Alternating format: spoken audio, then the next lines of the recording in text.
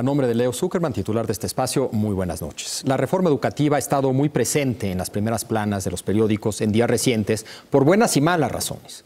Como resultado de lo ocurrido en Oxitlán, Oaxaca, se abrió una mesa de diálogo con la CENTE con el objetivo de escuchar los planteamientos de dicha organización y avanzar en la construcción de una solución que permita regresar a la tranquilidad. Asimismo, se han tenido pláticas con el CENTE para revisar la forma en que se evalúan los docentes. Además de estos diálogos con el CENTE y la CENTE, el secretario de Educación Pública, Aurelio Nuño, presentó ayer el nuevo modelo educativo. Para platicar de todos estos temas en el contexto de la reforma educativa, por supuesto, nos acompaña Marco Fernández. Él es profesor del TEC de Monterrey y experto en temas educativos. Marco. Hola. Empezamos, buenas noches. Buenas noches. Empezamos, ¿te parece, con las negociaciones? Sí, ¿Qué claro. decir tanto con lo que está sucediendo con la CENTE como lo que se está negociando con el CENTE? No sé con cuál de los dos quieres. Bueno, creo que ambas negociaciones se dan en el contexto de crecientes protestas magisteriales que se agravaron a partir de los hechos lamentables de Nochitán en Oaxaca, lo cual, digamos, que le dio un megáfono a la coordinadora, que había estado consistentemente en contra de la reforma y movilizándose, pero las movilizaciones se habían atemperado. Y la fuerza de las movilizaciones por parte de la disidencia magisterial se fortaleció a partir del lamentable operativo por parte de la Secretaría de Gobernación a través de la Policía Federal. Y al mismo tiempo, por errores de la política, de la implementación de la reforma educativa, se amplió el frente de malestar magisterial en contra de la reforma, porque en el programa denominado Carrera Magisterial, que ha sido sustituido por un nuevo programa de incentivos, se había acordado que los derechos laborales, y así lo marca la propia ley del servicio profesional docente, los derechos laborales adquiridos en este programa se respetarían. Y a la hora de que hubo el aumento salarial para este año, a diferencia de lo que hacía tradicionalmente el acuerdo entre el sindicato y la SEP, de que se aplicara tanto al salario base como a carrera magisterial, la SEP en un primer momento decide solo aplicarlo al salario, considerando que carrera magisterial es un programa solo de incentivos, que se respetaba pero que no tendría que ser sujeto del aumento. Y eso provocó el enojo que vimos en Nuevo León, que también vimos en otros estados, Jalisco, Yucatán, Aguascalientes, Tabasco, o sea, lugares donde tradicionalmente la disidencia no tiene presencia. Y ahí, ligado al problema económico, vino la molestia de muchos de los problemas que hemos hablado de cómo se ha implementado la forma de evaluar y las políticas que le siguen a la evaluación docente. Es en ese contexto en que se abren los dos frentes para la SEP y por un lado el sindicato, la parte institucional, también en la lógica de la política interna del sindicato para no darle toda la representación de los maestros inconformes a la disidencia, muestra su músculo político y le pide a la SEP que tiene que revisar el modelo de evaluación de los docentes. Y por el otro lado, Gobernación dice, sentémonos a negociar, aunque no vamos a aceptar la derogación de la reforma como la disidencia ha estado solicitando, ¿no? Sí, yo estoy totalmente de acuerdo que tal vez el tema de los incentivos detonó protestas en territorios que controla el CENTE, fuera de territorios que controla la CENTE. Pero yo diría que fue un error por parte del gobierno pensar que por el solo hecho de que muchos habían participado en los exámenes, los maestros en general, el magisterio en general, no tenía problemas con este nuevo esquema. Yo sí creo que hay enorme escepticismo, resistencia, miedo a este nuevo sistema, quejas, creo yo, legítimas en muchos casos, y creo que lo que estamos viendo es eso, tanto del lado de la CENTE como del lado del CENTE, si bien del lado de la CENTE estamos viendo muchas otras cosas que van mucho más allá de la evaluación, incluso de la reforma educativa, ¿no? Ya se negoció el tema, es decir, ya al parecer habrá ajustes al sistema de evaluación, ¿es correcto? Sí, pero no sabemos cuáles. Y ahí hubo una controversia, porque el anuncio que se hizo la semana pasada de que se revisaría el modelo de evaluación, pues sí provocó sorpresa, porque se prometió que se cambiarían, se ajustarían los instrumentos de evaluación. Y esa promesa no la puede hacer la Secretaría porque no es su atribución. La atribución le corresponde al Instituto Nacional para la Evaluación de la Educación, que inmediatamente hizo un comunicado en el que les recordó que precisamente la atribución legal es de ellos y que sí han estado trabajando tanto con gente de la Secretaría y escuchando al sindicato sobre aspectos que ven de inconformidad sobre la forma que se ha hecho la evaluación. De hecho, el instituto ha encargado un estudio a la UNESCO que pues ya debería de haber sido público. Se terminó en abril, se dijo que se iba a hacer público en junio, ya vamos para la mitad de julio y todavía no se ha hecho público. Y ese estudio sobre la evaluación de la evaluación. Okay. Para tratar, y paralelamente se hizo una encuesta a los docentes que habían sido evaluados para recoger sus inquietudes y ver qué había de su experiencia en problemas incluso de logística y demás, para ir calibrando. Y en ese contexto es que al mismo tiempo se anuncia el día de ayer el nuevo modelo educativo. Y ahí hay muchas cosas que celebrar, pero también hay una larga lista de preguntas a contestar, porque todavía en la revisión de los documentos todavía hay varias cosas que se tienen que precisar y que se ha anunciado que este modelo se va a someter a consulta amplia entre la comunidad, tanto del magisterio, de los padres de familia, los expertos y demás. Recordemos... Sale de unas consultas exacto, que tuvieron lugar en 14, creo yo. En 2014, hechas por el secretario Choaifed, y que la verdad, o sea, lo que pues preocupa es que se tardaron siglos en procesar la consulta, pues fue hace 2 años. Sí. Y es la fecha que hoy todavía no tenemos, Javier, un diagnóstico de cuáles son los problemas de las escuelas normales y de las instituciones de educación superior donde se forman los futuros maestros. Eso se conecta a las nuevas habilidades, los nuevos conocimientos que se le quiere dar a los niños en el siglo XXI y que uno tendría que ver cómo van a ser los ajustes a la forma en que se están formando los docentes para que puedan tener la capacidad de enseñar esas habilidades y ese nuevo tipo de conocimiento. Y lo mismo está la parte que no está clara en la conexión, es en febrero, cuando se dieron a conocer los resultados de la evaluación de desempeño, se anunció esta serie de cursos para capacitación. Pero tampoco hay una línea clara de esos cursos de capacitación, cómo responden a las necesidades precisamente de este nuevo modelo educativo. Creo que hay muchísimas cosas que están en el aire.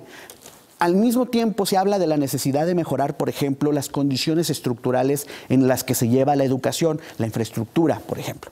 Y sabemos de este programa que se anunció en el informe de gobierno del año pasado, de las escuelas al 100.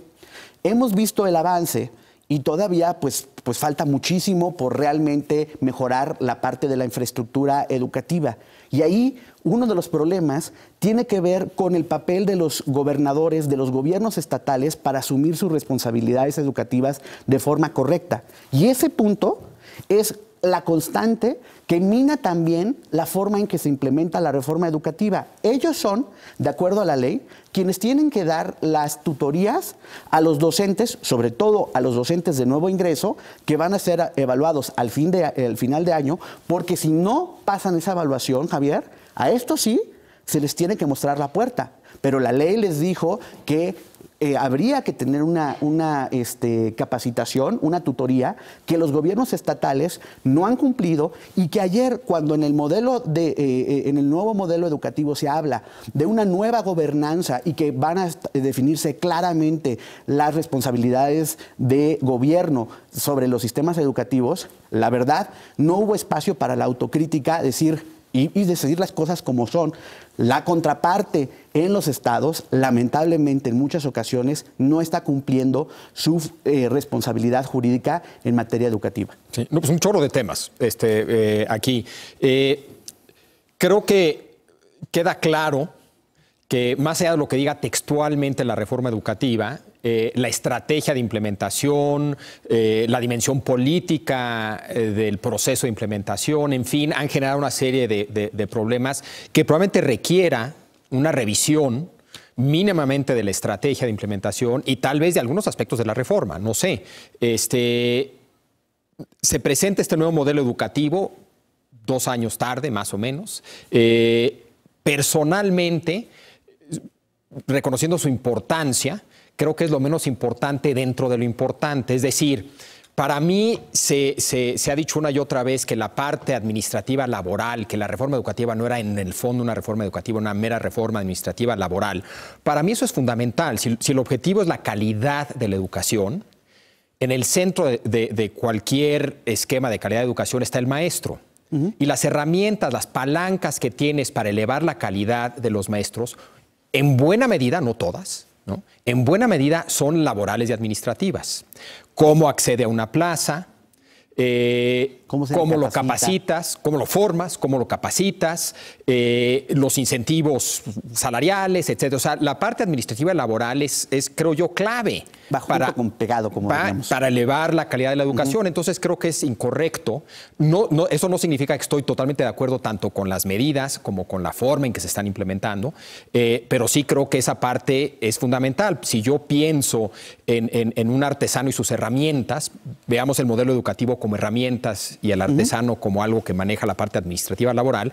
Yo prefiero un buen artesano con malas herramientas que un mal artesano con buenas herramientas. Obviamente lo ideal es un buen artesano con buenas herramientas.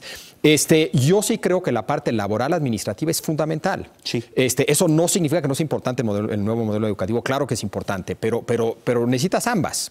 Necesitas escoger a personas adecuadas para que sean maestros, necesitas formarlos de manera adecuada, necesitas después capacitarlos de manera adecuada, necesitas una infraestructura donde van a dar las clases que sea adecuada y necesitas también un modelo educativo adecuado. Necesitas todo. Y al mismo tiempo necesitas, y lo hemos platicado, ir quitando, limpiando de corrupción que te ha minado la posibilidad de que todas estas acciones el buen funcionamiento se hagan del modelo de manera adecuada. Claro. Porque en todos estos caminos que tú mencionas, en todos hay problemas de corrupción. Y entonces, por eso, cuando platicábamos, por ejemplo, del problema de los comisionados, bla, bla, bla, uno de los problemas tiene que ver que si tú como docente estás temeroso, estás tratando de entender y tienes información incompleta sobre la reforma porque la autoridad, la verdad, no ha hecho muy bien su chamba, a pesar de que lo ha intentado, no ha sido suficiente para explicar correctamente el contenido de la reforma. Tomas los exámenes. Hay problemas en la logística de los exámenes y demás, pero bueno, te evalúas.